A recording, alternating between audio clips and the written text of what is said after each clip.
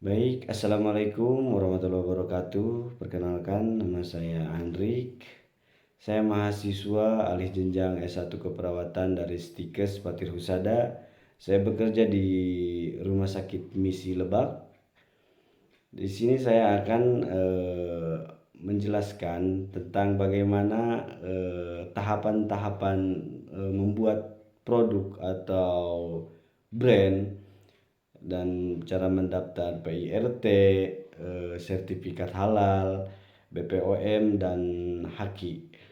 Baik, di sini saya akan membahas tentang brand. Jika ingin membuat brand, ada beberapa hal yang harus kita siapkan. Yang pertama itu tentukan produk yang ingin dibuat. Yang kedua itu siapkan modal usaha. Yang ketiga itu siapkan lokasi dan target marketnya. Yang keempat itu cari supplier bahan. Dan yang kelima itu bangun kepercayaan konsumen. Dan yang keenam kita mampu mengamati tren pasar. Dan yang paling penting itu adalah poin yang ketujuh, kita punya keunikan. Karena suatu produk dengan keunikannya masing-masing itu akan dibicarakan oleh konsumen satu ke konsumen lainnya, yang secara tidak langsung akan membuat produk kita akan cepat terkenal atau viral. Cara mengurus PIRT yang pertama itu pengajuan data pelaku usaha, di mana meliputi yang pertama itu nama pelaku usaha, nama usaha, lokasi, alamat, nomor KTP, NIB dan lain-lain. Dan yang kedua itu data pangan olahan IRT sama rancangan label, di mana pendaftaran itu bisa dilakukan di OSS atau online single submission, atau kalian bisa langsung datang ke kantor DPM PTSP di daerah kalian masing-masing dan kalian unggah data di aplikasi SPP IRT. Lalu yang keempat, kalian tinggal input label produk kalian, lalu unggah rancangan label. Setelah itu tinggal menunggu diterima atau tidaknya. Jika sudah diterima, biasanya diterbitkan cukup 1 hari. Untuk mendapatkan sertifikat halal itu kita harus menerapkan SJH, Sistem Jaminan Halal, dan kita menerapkan SJH tersebut. Dan untuk dokumen persyaratan pendaftarannya, yang pertama itu surat permohonan dan form pendaftaran. Yang kedua itu dokumen penyediaan halal.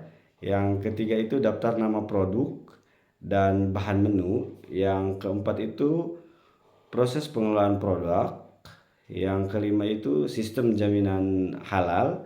Dan yang keenam itu melakukan pendaftaran secara online sertifikasi halal. Yang ketujuh itu pemeriksaan produk. Yang kedelapan itu penentuan kehalalan produk. Dan yang terakhir, kesembilan itu penerbitan sertifikasi halal. Dan untuk BPOM yang harus kita siapkan itu, yang pertama itu adalah komposisi atau daftar bahan yang digunakan, termasuk keterangan asal bahan baku tersebut.